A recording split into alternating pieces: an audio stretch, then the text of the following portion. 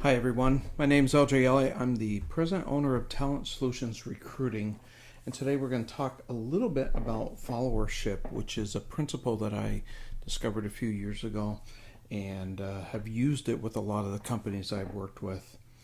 So, why would you discuss followership? Well, first of all, it's based upon Robert Kelly's book, The Power of Followership, which came about several years ago and really didn't get a lot of publicity. But I also learned it through teachings of a gentleman named Gordy Curfey, who is a fantastic leadership and team development consultant. And I was doing a train the trainer, and Gordy taught me this, and it was just something that was completely different than anything I had seen before. So I was very interested in it and wanted to know more. There's been a few books on followership. First of all, a lot more on leadership, but The Power of Followership is one of the books. You have others, The Courageous Follower, The Art of Followership by Barbara Kellerman. So there's a few books on the subject, but not a lot of information. So why followership? Well, what you find is leadership is much more prevalent in research and practice. It's much more sexy. I did a scholarly search on the internet for followership articles, and I could really only find about 12% of the articles that had any reference towards followership.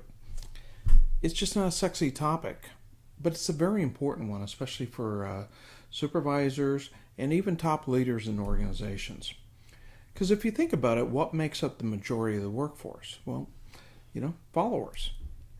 What are all of us? We love to say we're leaders, but are we leaders or followers? Maybe both. And followership principles are really not difficult to comprehend. So we're going to look at the model to start and give you an idea what it's all about. Now, Kelly's original model was modified through Gordy Curfey. And this is the method that I use on here, and it just makes sense to me. So let's take a look at the model. There's two axes. One is rating enthusiasm, from very enthusiastic about their work to very unenthusiastic about their work. Those who think for themselves and those who have to be told. And then it breaks it into different categories, and we'll go through each one of those. Starting with self-starters. What you're talking about with self-starters are the people that you really want in your organization. You also have yes people, very good, hardworking people, but they lack something that self-starters have. The third category, slackers. We've all seen them in organizations. These are people that basically show up to get a paycheck. And the most interesting one to me, the criticizer group, are those who are very smart, they think for themselves, but very unenthusiastic about their work. In fact, they have a tendency of focusing on someone else's work, especially what's not getting done.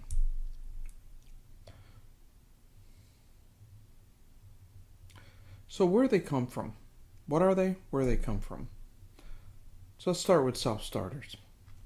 These are pretty hard-working individuals, taught well. Along the way, they've been allowed to make mistakes. And because of that, they know what to do. They've learned from their mistakes. They don't keep repeating them over and over. If you're hiring for an organization, you want to hire self-starters. So you're going to ask questions to find out whether these people are the ones that overcome obstacles or not. If you had a full organization of this, life would be pretty easy for you. Second group, yes people. I've had a lot of yes people in my career that have worked with me that have been very good. A lot of times they're new employees. They could be inexperienced in their job. They also could be people that made a critical mistake in the past and had been chastised for it. And because of that, they've lost their confidence in making decisions. So they'll do anything you ask them to do. They're very enthusiastic about their work, but they have to be told what to do. You could have people whose personality is just timid or shy. A lot of times they come from that self-starter category. Like I said, sometimes making a bad mistake, and as leaders we don't always handle that well. We don't handle it as a learning opportunity, and we break their spirit, so to speak. So they've lost their confidence. Next category, slackers. Pretty easy to figure out. A lot of times it's upbringing, could be values, but one of the things I see is it could be burnout too. And I've known people in their careers that have gone through this.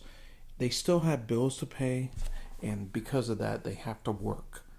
But they're going through the motions. Their heart's not into it, and you can see it in the results. So they could be coming from the self-starter category. One of the problems with self-starters is they may take on too much. And because of that, they could go to the slacker category. They could also come from yes people. I've even seen criticizers get to the point where they give up and they become slackers. Next group, I mentioned most interesting in my perspective, and that's a criticizer category. These are people who can think for themselves. They're pretty bright, but they're also very unenthusiastic about their work. They feel that someone may have done them wrong, and it may not have even been you as their manager. It could have been someone even before you. Sometimes they get mad about the treatment of someone else. One of the concerns I've always had and seen is if I had a union-free environment, a lot of times the criticizers are the ones that the labor unions target to help them to organize your site.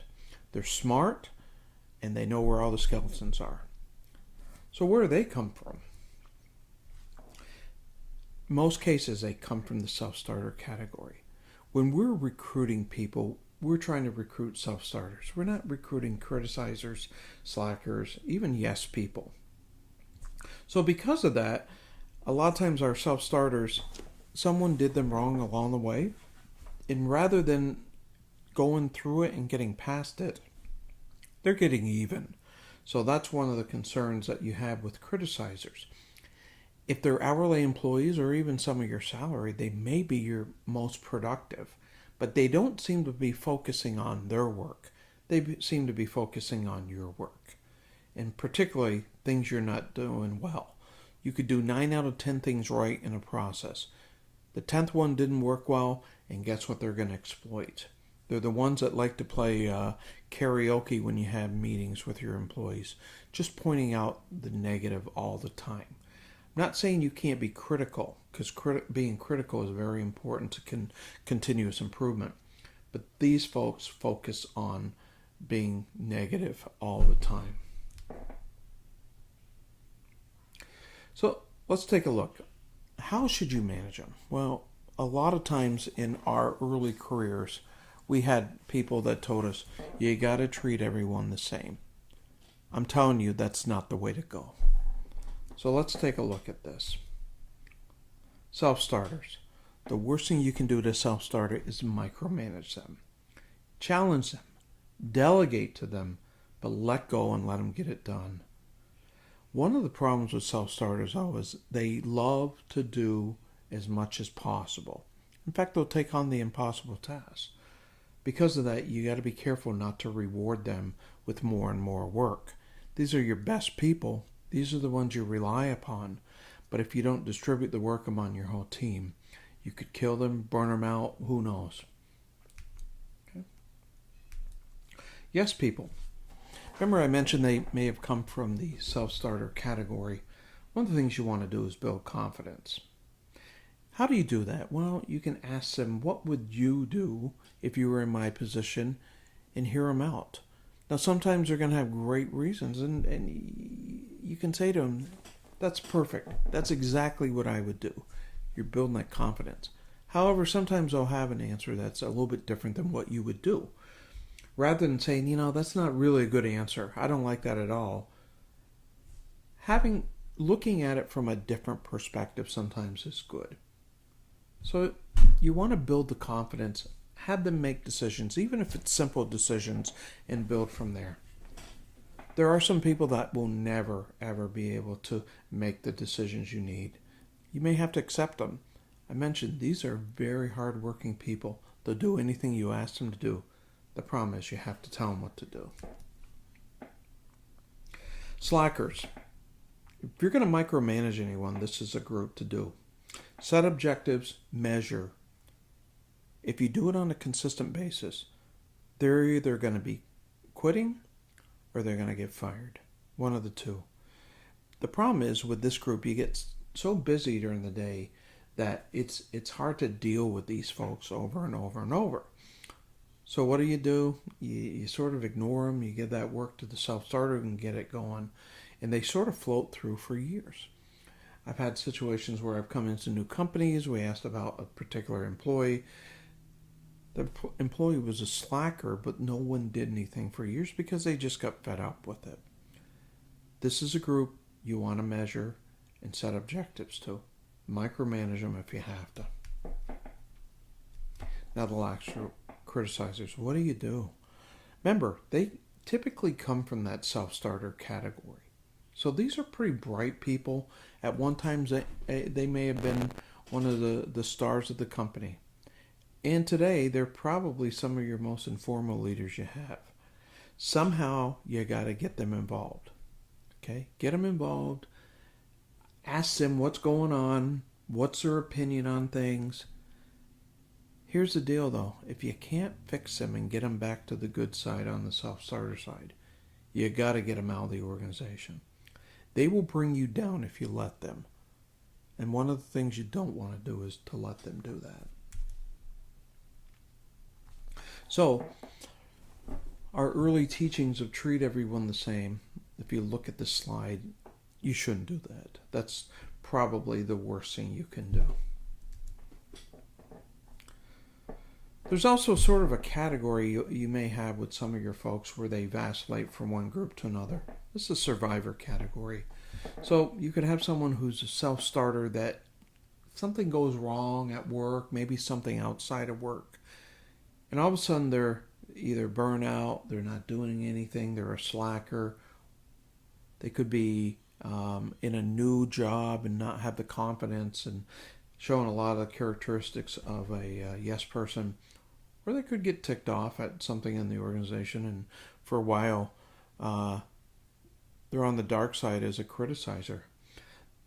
But they get better. It seems like when you start to notice it, and all of a sudden they may do a little bit better. So that middle category is people who vacillate back and forth. Slackers are notorious for this. You start measuring, they seem to be getting better. Then the next thing you know, they get worse again. So when we look at these categories, this isn't one day. This is over a big period of time. But like someone who's a slacker, if all of a sudden they're getting a lot of attention, it's not necessarily good attention. They may get very involved and show characteristics of someone who's a self-starter. But if they're a real slacker, they'll go back to the other side. So, plot your employees. I think it's important to categorize the folks you have in different categories because it helps you to know how to manage them. So it's interesting, where would you be plotted? I've done this for myself at times, and I think it's a good exercise. And when I do the training classes, this is one of the modules that supervisors really get a lot out of because it's different than something they've ever seen, but it's also something where they can look at themselves over time. Here's an example, Curfy's example. He has sort of, instead of yes people, he calls them brown noser, but it's the same thing. But over a period of time, there are different events in our careers that cause us to do certain things. And sometimes plotting it out gives you a better idea of what that is and what caused that. Because we don't stay in the category typically our whole careers. So what can you do for each category? Well, if you have self-starters, and hopefully you have lots of them, and you're a self-starter, accept the challenge, but do it within reason. Sometimes you can take on too much and then it's hard to keep up with it. There's always a line in the sand in anything, any type of process. Challenge it, but don't ever cross it. That's the worst thing you can do. Self-starters can be so goal-oriented that they forget that there's a line there and sometimes miss it. You got to learn to say no to certain things. Since you're reliable, everyone's going to want you to do stuff for them. So You gotta learn to say no and continue to learn. I mean, that's one of the greatest things you can do for a self-starter. And if you're a self-starter yourself, keep learning different things. It's a lot of fun to do it that way. For yes people, you got to build that confidence in yourself if you're a yes person, but you also have to, if you have employees, build their confidence. Be aware that mistakes are okay. I always had a rule that it's okay to make a mistake if you learn from it. In fact, a mistake can probably be the best learning opportunity. You just don't want to repeat them over and over and over. That's a different story. Sometimes being an expert in something is important. I mean, I worked with someone who was more in an administrative position and very much a yes person. All of a sudden became an expert in one area of human resources to the point that people would go to that person and say, how would we do this? Becoming that expert in one small area helped that person to come out of their shell. And they went from being a yes person over time to being a self-starter. Find a good mentor. Sometimes being a yes person, if you find the right person, they know you differently than you know yourself, and that can help you sort of to build some of that confidence. Slackers, ask them on a continual basis what's going on. Set goals for each day. If you're a slacker yourself, prove people wrong. Do it over a period of time. Just don't do it for one day and then go back into the slacking category. The other thing you have to ask is this the right job for you? I've seen people who were promoted too far in their career to the point that they were promoted to the level of incompetence. That's a problem. So you got to ask yourself, I was successful at one job. I got promoted up. Now I'm not successful. And I've seen that. The example that comes to mind is in engineering. You have some great engineers that want to be a manager. They get into that role, and then they are miserable because they're not doing what they were born to do. So just ask that to yourself, and if you have slackers, look at them and say, hey, are they really in the right role? If you find yourself as a criticizer, challenge the problems, not people. One of the biggest issues that criticizers have is they go after leaders in the organization, supervisors. It's not very effective. In fact, it's pretty detrimental. Challenge the problems. Try to get involved with solutions. If you see something that's not right, instead of just moaning about it, go ahead, get involved with the solution, try it, make it better. Be aware of the perception. And, if you're a criticizer and you really don't like the organization, if it's that bad, leave. Leave before something detrimental happens. So let's talk about how we can use this model to add great value. Well, we mentioned about how do you manage people. If you're in this category of self-starter, you're going to manage them differently than if they're a slacker. That's an important part, and first-line supervisors certainly understand that. But there's another element of this where I've used the followership model, and it's been very effective.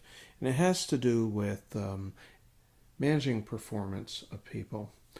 You would expect, for example, if you're a director of operations over multiple sites, that your plant managers are going to be self-starters. You would hope. But sometimes when you look at the technical and the people side of their position, some people are just not. And for whatever reason, I've seen this happen. People want to move up. They don't have the competency to move up. They get frustrated, become somewhat of a criticizer. And using this model puts things back in perspective. The other area where I've used this is several years ago, we went through a pretty tough time with an organization I was working with. And we had to cut a lot of people. And we wanted to make sure that the people we kept were self-starters. So we ranked everyone based upon the model. We did a calibration meeting with other people from staff. And then from there, we made our decisions on who to cut.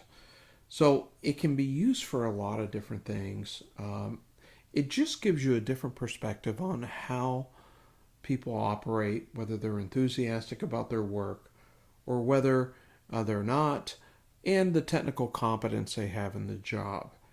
A lot of times people are in the wrong position because we've allowed them to move up further than they're capable of doing, and that falls on management.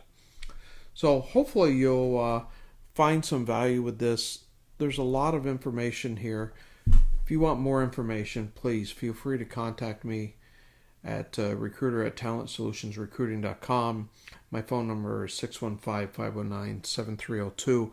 I would actually love to do this. I've done this program as a 4-hour block with organizations and had them actually plot their people out as part of it. So it's a pretty effective tool.